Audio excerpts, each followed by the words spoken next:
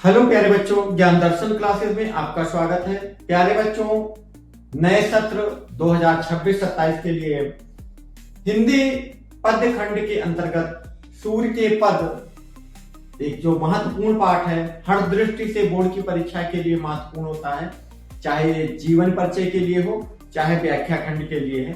तो आइए बिना किसी भूमिका के बिना किसी बाहरी चीजों को बताए हुए हम इसके व्याख्या खंड पर पहुंचते हैं और इस के अंतर्गत 1 से जो 6 पद आपके सिलेबस में दिए गए हैं उनका क्रमशः हम अध्ययन करते हैं और उनके प्रश्नों का साथ ही साथ उनके प्रश्नों को भी हल करते हुए चलते हैं। देखते हैं कौन कौन से पद हैं जो आपको और हमको इस परीक्षा में पढ़ना है, इस परीक्षा में उसको तैयार करना है। अभी से तैयारी करते चलेंगे तभी हम अपनी बोर्ड की परीक्षाओं में 90 या 90 प्लस मार्क्स ले आएंगे। तो बच्चों, अभी से आप लोग तैयारी प्रारंभ कर दीजिए यदि आपको 90 प्लस मार्क्स ले आना है। पहला प्रश्न होता है इसके अंतर्गत कि दिए गए पद्यांश ये पद्य खंड है पर आधारित प्रश्नों के उत्तर दीजिए। यहां पर एक पहले पद दिया गया होता है, पहले उसको पढ़ते हैं। क्या है? चरण कमल बंदो हरि राई, चरण कमल बंदो हरि राई, जाके कृपा पंग गिर लंघे, अंधे को सब कुछ दर्शाई, बहिरो सुने गूंग पुनि बोले, रंक चले सिर छत्र धराई, सूरदास स्वामी करुणा में, सूरदास स्वामी करुणा में, बार बार बंदोती पाई, चरण कमल बंदो हरि राई। ये आपका एक पद है, पहला पद है और इसमें प्रश्न क्या बनता है बच्चों? प्रश्न बनता है कि प्रस्तुत पद खंड का सबसे पहला जो क्वेश्चन बनता है, इसका संदर्भ लिखिए। इसका संदर्भ लिखिए। 2 अंक का होता है, बहुत ही 2 अंक महत्वपूर्ण होते हैं। यदि आप में संदर्भ में 2 चीजें होती हैं, 2 चीजों का आपका ध्यान रखना है, किस पाठ से लिया गया है और उसके रचयिता कौन है।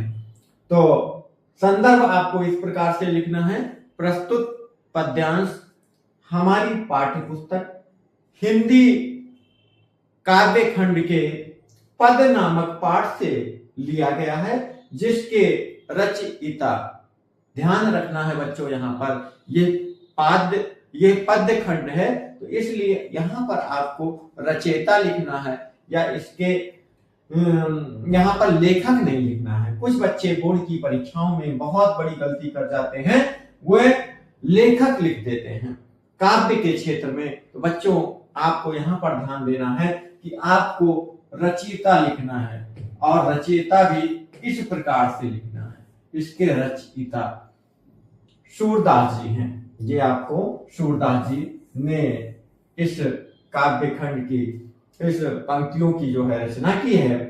तो आइए देखते हैं दूसरा प्रश्न क्या होता है। यहां पर कहीं पर भी लाइन में कुछ पदों में हो सकता है एक ही लाइन में, हो सकता है पहली ही लाइन में, हो सकता है बाद वाली लाइन में अंडरलाइन खींच दिया जाए। अंडरलाइन इस प्रकार से खींच दिया जाता है, रेखांकित अंश कहा जाता है। और दूसरा पूछा जाता है कि इसकी व्याख्या आप लोग लिखिए। तीसरा प्रश्न इसी से होता है, इसी से कोई क्वेश्चन होता है, कोई प्रश्न होता है। कौन कौन से प्रश्न होते हैं उसको अभी देखते हैं। पहले संपूर्ण पद की जो है व्याख्या देखते हैं। संपूर्ण पद की व्याख्या देखते हैं कि हम कैसे व्याख्या को आएगी तो लिखेंगे। देखते हैं।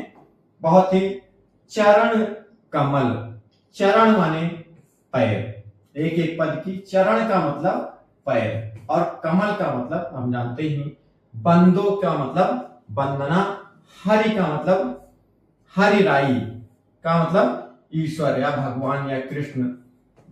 यहाँ पर चूंकि सूरदास जी भगवान कृष्ण की ही आराधना करते हैं, तो यहाँ पर राई का मतलब वैसे तो राजा होता है।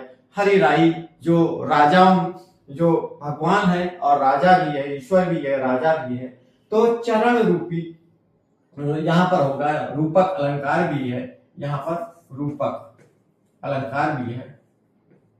पूछा भी जाता है कि उपर्युक्त पंक्तियों में कौन सा अलंकार है, तो कमल रूपी चरण के उस ईश्वर की, उस श्रेष्ठ ईश्वर की मैं वंदना करता हूं। सूरदास जी कहते हैं कि कमल रूपी चरण के, जिसके पैर कमल की समान की तरह हो गए हैं, ऐसे मैं उस ईश्वर की वंदना करता हूं।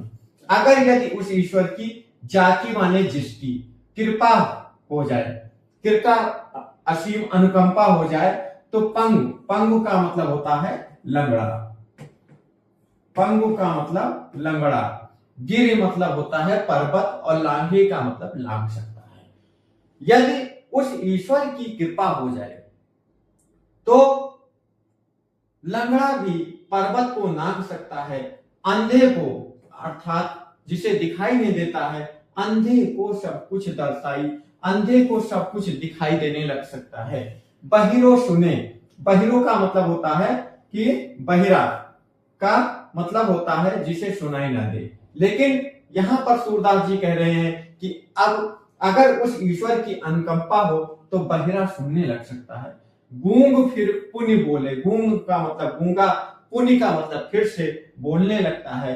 रंग चले, बच्चों रंग का मतलब होता है जैसे राजा, और राजा का उल्टा विलोम शब्द रंग होता है, तो राजा जो सर्वगुण संपन्न हो, तो उसी तरह से रंग का मतलब जिसके पास कुछ भी नहीं है। चले फिर छत्रधारी, अगर उस ईश्वर की कृपा हो जाए तो गरीब व्यक्ति भी, रंग से मतलब यहाँ पर गरीब व्यक्ति से भी हो सकता है, गरीब व्यक्ति भी अपने सर पर मुकुट धारण करके, अर्थात राजसी राजा के जैसा वो जो है चलने लग सकता है, लेकिन कब, जब उस ईश्वर की कृपा हो जाए। सूरदास स्वामी करुणा में, सूरदास जी कहते हैं ऐसे करुणा से युक्त मैं उस ईश्वर के बार बार बंदो पाई, बार बार उसके तिह माने उसके, पाई माने पैरों की मैं वंदना करता हूं, पैरों की, उसके पैरों की मैं वंदना करता हूं। इस प्रकार से ये आपका, तो यहां पर प्रश्न बन सकता है कि सूरदास जी किसके पैरों की वंदना कर रहे हैं, उस ईश्वर की, किसकी अनुकंपा से लंगड़ा पर्वत को नांग सकता है, अंधे को सब कुछ दिखाई देने लग सकता है, तो उस ईश्वर की।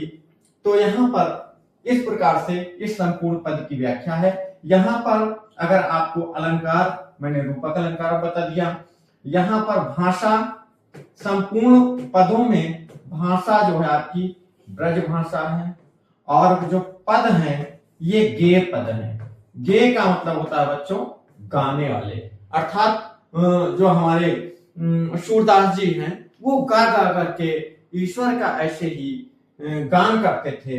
अगर रस देखा जाए तो यहाँ पर इस पद में भक्ति रस है, भक्ति पूर्वक जो है भगवत भक्ति में जो है सूरदास जी अपने पदों का गायन कर रहे हैं। तो इस प्रकार से पहला पद है, बहुत ही इंपॉर्टेंट है, सभी इसके उत्तर बता दिए गए, संदर्भ सहित उत्तर दिए गए, और कौन कौन से क्वेश्चन आपको इससे बन सकते हैं यह भी आप लोगों ने इस पर देखा है।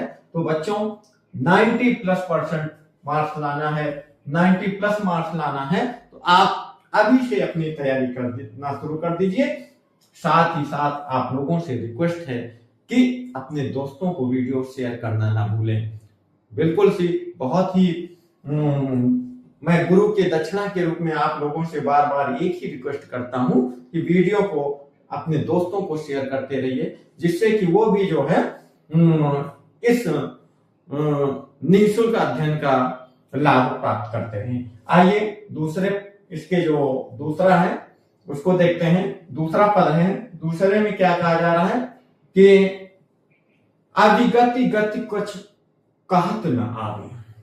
यहां पर भी सूरदास जी कह रहे हैं, ज्यों गूंगे मीठे फल को रस अंतर्गत ही भावे, परम स्वाद सबहि सुनिरंतर अमित दोष उपजावे, मन बानी को अगम अगोचर सो जाने जो पावे, रूप रेख गुण जाति जुगुत बिन निरलंबन कुछ धावे, सब विध अगम विचार ताते सूर सगुन पद गावे। बच्चों, यहाँ पर इस पद की व्याख्या से पहले संदर्भ बता दिया जा चुका है। संपूर्ण पद का संदर्भ एक ही होगा, व्याख्या पदों हर एक पद की अलग अलग होगी। क्योंकि यह पद भक्ति काल से गाए गए हैं, यहाँ पर भक्ति काल से, भक्ति काल में बहुत सारे कवियों ने, बहुत सारे भक्तों ने अपने अपने ईश्वर को अलग अलग रूपों में गायन किया है। तो भक्ति यहाँ पर हिंदी साहित्य के अंतर्गत बताया जा चुका है, लेकिन फिर भी आपको यहाँ बताना बहुत ही आवश्यक है कि भक्ति काल दो भागों में बटा हुआ था, एक सगुण और दूसरा निर्गुण। एक निर्गुण, निर्गुण भक्त और सगुण भक्त। सगुण, निर्गुण में के जो ईश्वर को ध्यान करने वाले जो भक्त थे, उनका मानना था कि ईश्वर का ना कोई रूप होता है, ना रंग होता है, ना आकार होता है। ईश्वर है लेकिन उसका रूप निराकार है। वहीं सगुण में क्या होता था कि सगुण के मानने वालों का ईश्वर का रूप रंग आकार है, और इस प्रकार से तो निर्गुण की भक्ति की करते थे तो और सगुण के करते थे। निर्गुण में को भी आगे चल करके दो भागों में बांटा गया है, ज्ञानाश्रयी और प्रेमाश्रयी। यहाँ पर सगुण को भी दो भागों में बांटा गया है। आगे भी प्रश्न पूछे जाते हैं हिंदी साहित्य के इतिहास में, जिनमें एक है राम भक्ति काव्य धारा और दूसरा है आपका कृष्ण भक्ति काव्य धारा। ये सूरदास के जो पद है कृष्ण भक्ति काव्य धारा से हैं। तो यहाँ पर इसको इसलिए बताया गया है कि यह इस पद में निर्गुण काव्य धारा की भी बातें अप्रत्यक्ष रूप से कही गई है कि आविगत कहां पर की गई है, गति कछु कहत न आवे। कछु, आविगत का मतलब होता है निराकार, जो ईश्वर है, निराकार ईश्वर है, उसकी गति माने चाल को, उसके रूप, उसके कैसी चाल है, उसकी चाल को मेरे कुछ समझ में नहीं आती है, कुछ कहते नहीं बन रहा है। यह बात कौन कह रहे हैं? सूरदास जी कह रहे हैं कि निराकार जो ईश्वर है उसकी गति को, उसकी परिभाषा को कुछ मेरे समझ में नहीं आ रही है। किस प्रकार से वो उदाहरण देते हैं कि जो गूंगे मीठे फल को, जिस प्रकार से गूंगा व्यक्ति मीठे फल को खा तो लेता है, को फल को रस अंतर्गत ही भावे, अंतर्गत उसके स्वाद को, रस से मतलब है उसके स्वाद से अपने अंतर ही अंतर उसे निगलता है। लेकिन अगर कोई उससे पूछे कि ये इसका स्वाद खट्टा था, मीठा था, तीखा था, तो वो केवल इशारों में ही बता सकता है, उसके स्वाद को पूर्ण रूप से नहीं बता सकता है।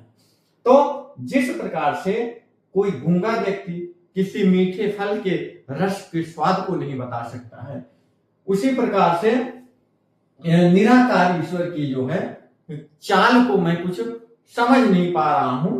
परम स्वाद सबहि सुनिरंतर अमित तोष उपजावे। परम स्वाद, उसके स्वाद को सुबहि सुनिरंतर लगातार, अमित दोष, अमित का मतलब होता है अत्यधिक और तोष का मतलब होता है संतोष, उपजावे। वो अपने अंतर ही अंतर उसके दोष को जो है संतोष कर लेता है। मन वाणी को अगम अगोचर सो जाने जो पावे। कहते हैं, सूरदास जी कह रहे हैं कि ऐसा निराकार ईश्वर की ना तो मन वाणी को अगम अगोचर, वो हमारे मन से, वाणी से जो अगम अगोचर, अगोचर का मतलब होता है जो हमारी इंद्रियों से परे है। इंद्रियां, 5 इंद्रियां, हाँ, आंख, कान, नाक, त्वचा और जिह्वा, ये 5 इंद्रियां हैं। वो जो हमारे अगम अगोचर से परे है, सो जाने जो पावे, उसको वही जान सकता है, जो वही प्राप्त कर सकता है जो उसको जानता है। तो ये हमारी इंद्रियों से परे है निराकार भक्ति। तो इसलिए क्यों परे है, इसके और बता रहे हैं कि रूप रेख गुण जाति जुगत भिन्न निर्लम मन कुछ धावे। धावे का मतलब कि ध्यान देना है, क्योंकि ना ये रूप से है, ना इसका कोई रेखा है, ना कोई गुण है, ना जाति है, ना कोई उपाय है, और ना ही इसका कोई सहारा है। कुछ ध्यावे, कुछ भी सहारा नहीं है, तो इस पर ध्यान किस पर किया जाए, इस निराकार ईश्वर पर किस पर ध्यान किया जाए। और कह रहे हैं कि सब विध, सभी विध, विधि का मतलब यहाँ पर प्रकार से, सभी प्रकार से अगम विचार हैं, आगे मैंने विचार कर लिया। सूरदास जी कह रहे हैं इस निराकार ईश्वर को मैंने सभी प्रकार से विचार कर लिया है, इसीलिए मैंने सूर सगुण गुण पावे। सगुण का मतलब बच्चों यहाँ पर यही है कि सगुण, सगुण पद, सगुण के पद को मैं गा रहा हूं। इसीलिए कह रहे हैं कि सूरदास जी कह रहे हैं कि यह सारी विधियों से, सारे प्रकार से मैंने इसको समझ लिया कि मेरे ज्ञान के परे है, इसलिए मैं सगुण पदों के मैं गायन कर रहा हूं, और सगुण पदों में संपूर्ण गायन किया भी है। तो यहाँ पर भी भाषा ब्रजभाषा ही है, और इस प्रकार से पद भक्ति के पद हैं। ये सारे आपको सभी दोहों में, सभी में मिलेंगे। अगला है आप इनका बहुत ही इंपॉर्टेंट है, अक्सर परीक्षाओं में पूछा भी जाता है। यहाँ पर भी ऐसे ही प्रश्न हैं कि दिए गए पद्यांश पर आधारित प्रश्नों के उत्तर दीजिए। तीसरा श्लोक है, तीसरा आपका पद्य खंड है, किलकत कान घुटुरवन आवत, मणिमय कनक नंद के आंगन, बिंब पकड़ बे धावत, कबहु निरख हरि आप छाह को, करशो पकड़न चाहत, किलक हसत राजत दोय दतियां, पुण्य पुण्य तिहि अवगाहत, कनक भूमि पर कर पग छाया, यह उपमा इक राजति, कर कर प्रतिपत प्रतिमन वसुधा, कमल बैठ की साजति, बाल दशा सुख निरख जशोदा, पुण्य पुण्य नंद बुलावती, अचरा तरले ढाक सूर्य के प्रभु को दूध पियावत। बाल्य, यहाँ पर कृष्ण के बाल्यावस्था का, बहुत ही बचपने के अवस्था का उम्र का वर्णन किया गया है। देखिए आप यहाँ पर, इसीलिए यहाँ पर है भी कि किलकत का मतलब होता है किलकारी मारते हुए, कान का मतलब कृष्ण, घुटुरवन का मतलब घुटनों के बल, आवत का मतलब आ रहे हैं, चल रहे हैं। बच्चों यहाँ पर आप देख सकते हैं कृष्णा जी का यहाँ पर एक, इसीलिए आप लोग अच्छे से समझ जाए, इसलिए दिखाया गया है कि किलकत कान, किलकारी मारते। एक छोटे से बच्चे के रूप में जब सूरदास जी ने भगवान कृष्ण को देखा तो किस प्रकार से देखा, कह रहे हैं कि किलकत कान, कृष्ण भगवान कान घुटनों के बल, अपने घुटनों के बल चल रहे हैं, और चलने के पश्चात मणिमय, मणिमय का मतलब मणिमय, मणियों से, हीरे मोती जवाहरात जैसे मणि, मणियों से युक्त, कनक, कनक माने सोना, नंद के आंगन, हीरे मणियों और सोने और मणियों से युक्त नंद बाबा के आंगन में जब वो चल रहे हैं तो उसमें जो बिंब बन रहा है, इमेज बन रही है, बिंब का मतलब परछाई, छाया को पकड़ बे धावत, उसको पकड़ने के लिए धावत का मतलब होता है दौड़ना, दौड़ रहे हैं, घुटनों के ही बल दौड़ रहे हैं। कबहु निरख, कभी निरख का मतलब देख करके, हरि आप छाह को, कृष्ण जी अपनी छाह को, अपनी छाह का मतलब परछाई को, करशो पकड़ना चाहत, कर का मतलब होता है हाथ से पकड़ना चाह रहे हैं। जब घुटनों के बल चल रहे हैं तो हाथ से पकड़ना चाह रहे हैं, और जब पकड़ में नहीं आती है तो क्या कहते हैं, किलकत हसत रजत द्वय दतियां, किलकारी मारते हुए जब वो हंसते हैं तो रजत का मतलब होता है चांदी के समान, चांदी, चांदी का रंग, इसलिए रजत क्यों कहा गया, चांदी सफेद होती है, तो सफेद द्वय का मतलब दो, दो दतिया का मतलब दांत, पुण्य पुण्य तिहि अवगाहत, दो उनके दांत आगे के दिखाई देने लगते हैं और इस प्रकार वो पुनि पुनि का मतलब बार बार ऐसी लीला, ऐसी कला, ऐसी वो करते हैं। और कनक भूमि पर कर पग छाया, कनक भूमि पर सोने और मड़ियों से युक्त भूमि पर, कर का मतलब अपने हाथ की, पग माने पैरों की, छाया मतलब सुंदरता, ये उपमा एक राजत, यहाँ पर एक उपमा बताया भी गया है, एक उपमा के समान सुशोभित होती है। राजत का मतलब होता है सुंदर दिखाई देती है, सुशोभित होती है, इस प्रकार से। और कैसे होती कि करी कर प्रतिपद प्रतिमन वसुधा, वसुधा का मतलब होता है वसुधा, धरा, पृथ्वी, भूमि, तो पृथ्वी का जो है ये पृथ्वी कमल बैठकी साजती, ऐसा लगता है कर कर उनके प्रतिपद पैरों के और हाथों के जो जमीन पर चलते हैं तो ऐसा लगता है कि कमल बैठकी साजत, कमल पृथ्वी ने उनको कमल, पृथ्वी ने कमल के पत्तों को अपने फैला दिया है और उस पर कृष्ण जो है खेल रहे हैं, चल रहे हैं। बाल दशा सुख निरख जसोदा, बाल दशा और बचपन में बाल दशा के सुख को, निरख का मतलब होता है देख करके माता यशोदा पुण्य पुण्य नंद बुलावती, बार बार नंद बाबा को बुला रही हैं और बुलाते हुए कह रही हैं, क्या कह रही हैं कि आइए देखिए अपने लल्ला को कैसे जो है कलाकारियां कर रहा है, बचपन में किस प्रकार से वो अपनी लीलाएं कर रहे हैं अलग अलग।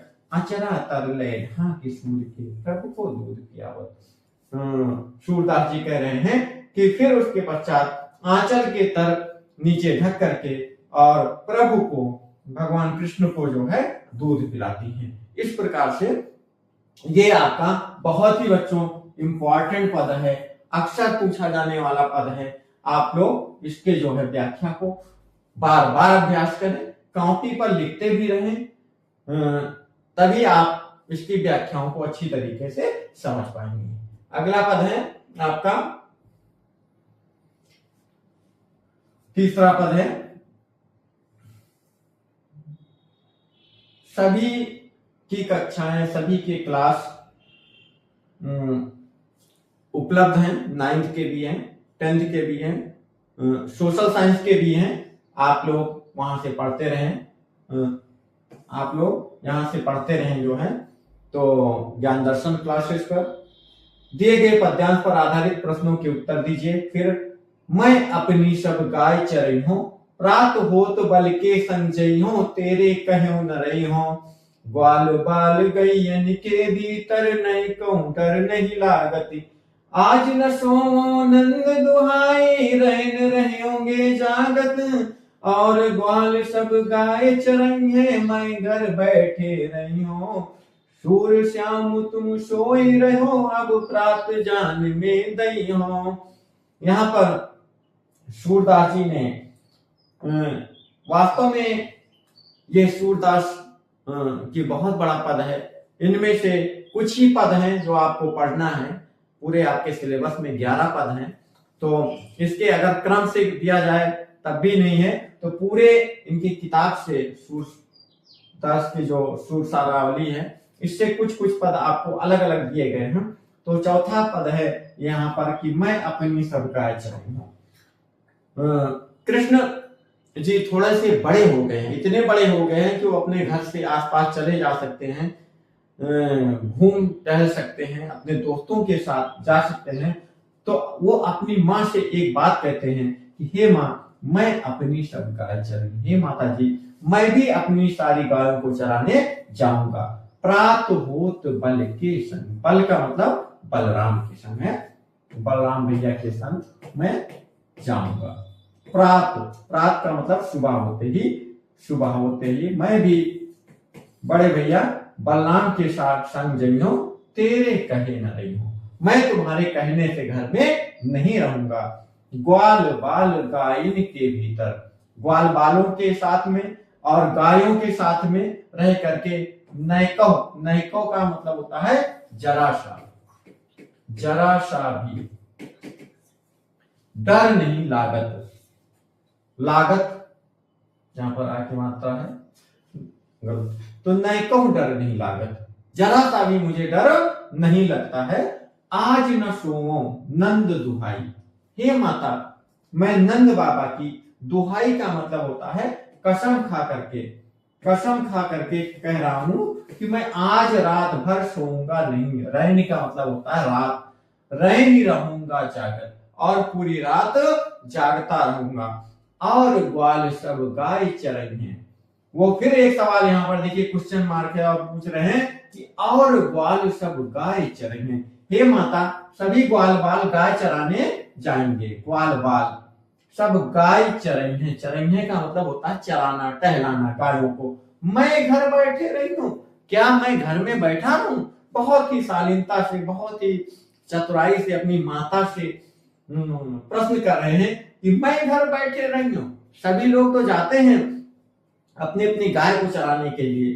सूर्य श्याम तुम सो ही रहे हो, लेकिन इसी जिद में क्या होता है, सूरदास जी कह रहे हैं कि श्याम तुम सो ही रहे हो। अब जो है सूरदास जी कह रहे हैं कि हे श्याम, हे कृष्ण, तुम रात भर तो जो है जिद करते रहे, लेकिन इसी जिद में तुम अब सो गए, प्रात जाग में दइयो। अब तो तुम जब सुबह होगी, प्रातः होगी, तभी तुम जान पाओगे कि तुम्हारे साथी लोग जो है, तुम्हारे बलराम भैया और वो ग्वाल बाल जो है वो अपनी गाय चराने के लिए चले गए हैं।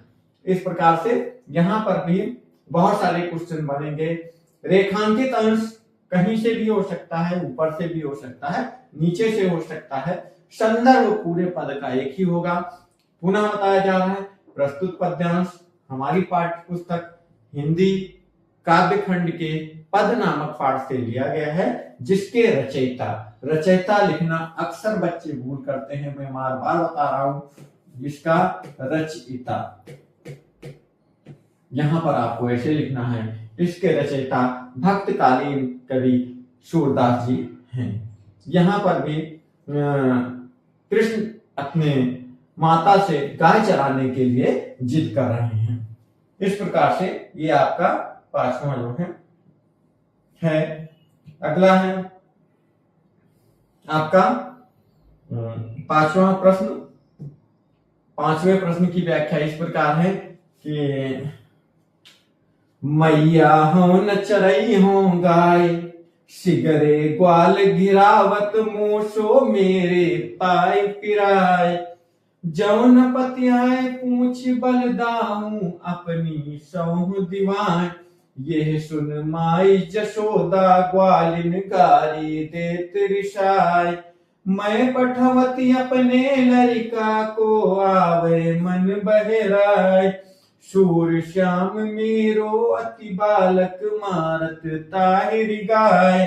बहुत ही प्रसिद्ध पंक्तियां हैं। यहाँ पर भी सूरदास जी कह रहे हैं कि मैया, कृष्ण जी कह रहे हैं कि मैया हो न चरई हो गाय, हे मैया, हे माता जी। हाँ का मतलब मैं, हाँ का मतलब भाषा ब्रज है। मैंने पहले भी बताया संपूर्ण पद में भाषा ब्रज है, तो ब्रज भाषा का जो है प्रयोग किया गया है कि मैया मैं न। हाँ का मतलब यहाँ पर हाँ से का मतलब मैं। हे माता मैं न चरई हूं गाय, मैं अपनी गाय को चराने नहीं जाऊंगा। क्यों नहीं जाऊंगा? इसका सिगरे का मतलब सभी या संपूर्ण।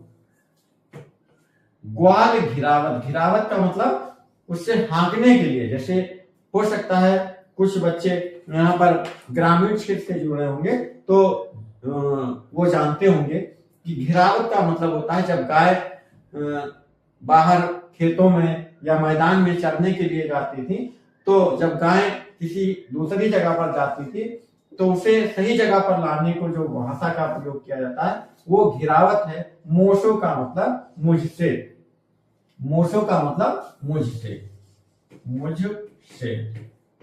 मेरे पाई, पाई का मतलब पैर, मेरे पैर।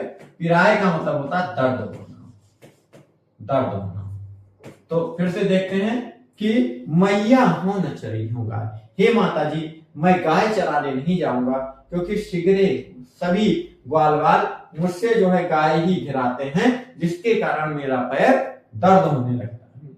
ज्यों न पत्याय, पत्याय का मतलब होता है विश्वास।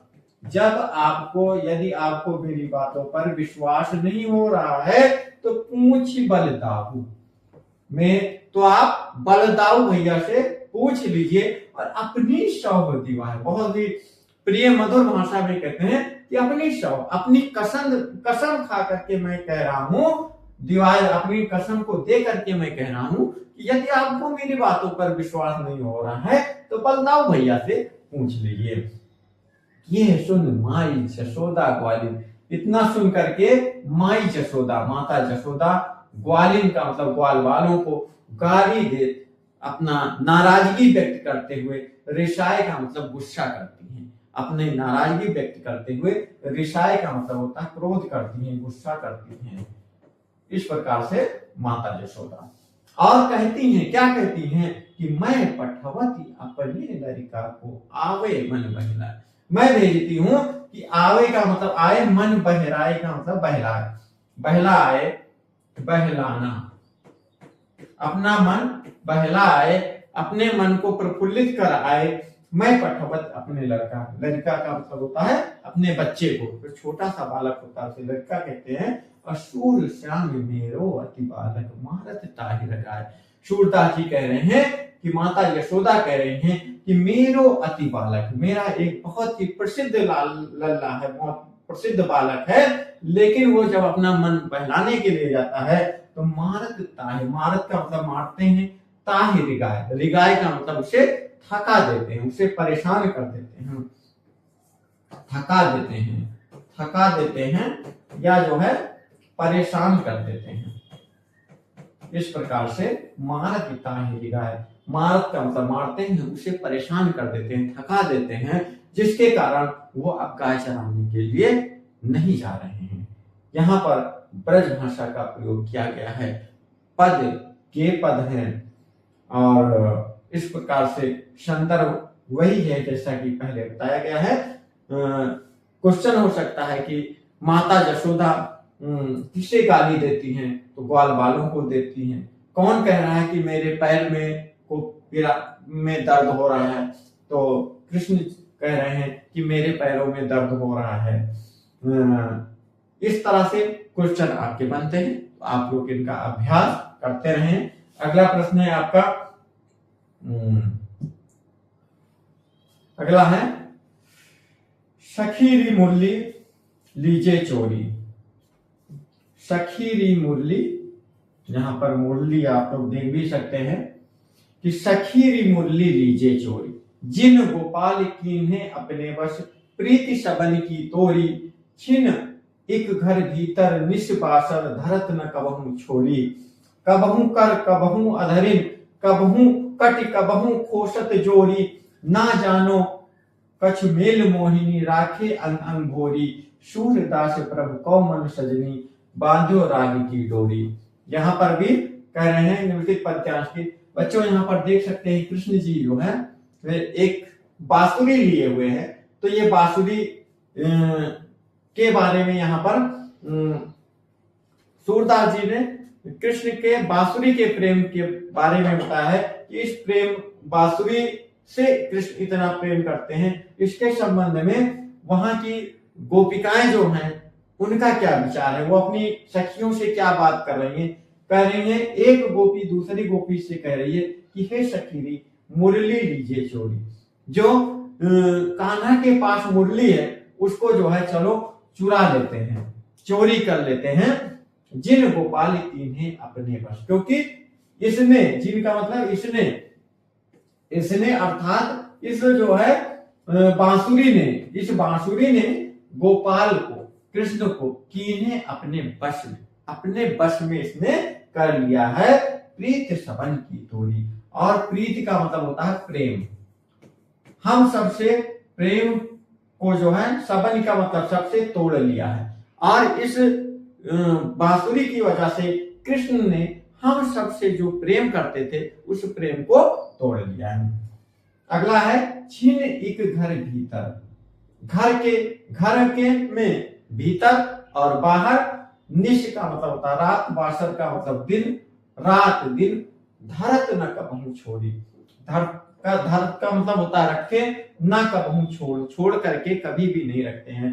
तो सखी दूसरी कह रही है कि हे सखी, चाहे सुबह हो, चाहे शाम हो, चाहे घर के अंदर हो या बाहर हो, कभी भी इस बांसुरी को कान्हा रखते नहीं है, एक क्षण के लिए भी छोड़ते नहीं है, और छोड़ते भी नहीं है, और साथ ही साथ उसे रखते कहाँ, कबहू कर का मतलब आया है कभी उसे अपने हाथों से पकड़े रहते हैं। कबहू अधरिन, अधरिन का मतलब होता है ऊंठों से, कभी ऊंठ से इसको लगाए रखते हैं। कबहू कटी, कबहू कटी का मतलब होता है कभी कमर से, कटी का मतलब कमर से इसको बांधे रखते हैं। और खोसत जोर करके जो है अपने बहुत ध्यान करके इसे रखे रहते हैं। कहाँ कहाँ रखते हैं, कबहू अपने हाथ से पकड़े रहते हैं, कभी ऊंठों से लगाए रखते हैं, और कबहू कमर से इसको बांधे रखते हैं। ना जाने कछु मेल मोहिनी, हे सखी ना जाने कौन सी इस कछु का मतलब कुछ, मेल मोहिनी, मेल कैसा मेल इस बांसुरी ने कर रखा है भगवान से, कृष्ण जी से, कि राखे अंग अंग भोज, ये अपने उन्हें जो है अपने हर अंगों पर उन्हें रखती है, कि जहां चाहे उस ऐसा मेल कर रखा है कि वो हर अंगों पर रहती, कभी ऊंठों पे रहती, कभी हाथों पे रहती, कभी कमर में रहती है। और क्या कहते हैं कि सूरदास प्रभु को मन सजनी बाधो रागी की ढोल, वो सूरदास जी कह रहे हैं कि गोपिकाएं कह रही हैं कौ मन सजनी, हे ना जाने इसको जो है इस बांसुरी ने बांधो रागी की डोर, कौन से किस प्रकार के प्रेम इसने किया है, उस प्रेम की डोरी से कृष्ण को बांध रखा है। तो इस प्रकार से यह आपका छठा पद है। और इम्पोर्टेंट ये भी है, अक्सर परीक्षाओं में इम्पोर्टेंट तो ऐसे सभी इनके पद हैं, सूर्य के सभी पद हैं जो आपकी बोर्ड की परीक्षा में किसी न किसी पेपर सेट में अवश्य आते हैं।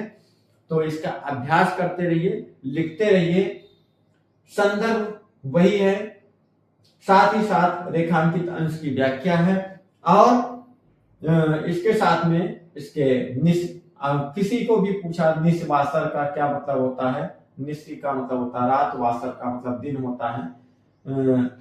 और क्वेश्चन पूछ सकते हैं कि एक सखी दूसरी सखी से क्या कह रही है, यही कह रही कि कृष्ण मुरली से बहुत प्रेम करते हैं, कृष्ण मुरली को अपने किन किन अंगों पर रखते हैं, कृष्ण मुरली को कभी हाथ में रखते हैं, कभी ऊंट पर रखते हैं, कभी उसे कमर में खोसते रहते हैं। तो इस प्रकार से क्वेश्चन जो है आप लोगों के बन सकते हैं, इनका अभ्यास करते रहिए, नोट्स जरूर बनाते रहिए, क्योंकि यदि आपका लक्ष्य 90% है तो 90% आपको जरूर मिलेगा, लेकिन आप अभी से अभ्यास करते रहिए।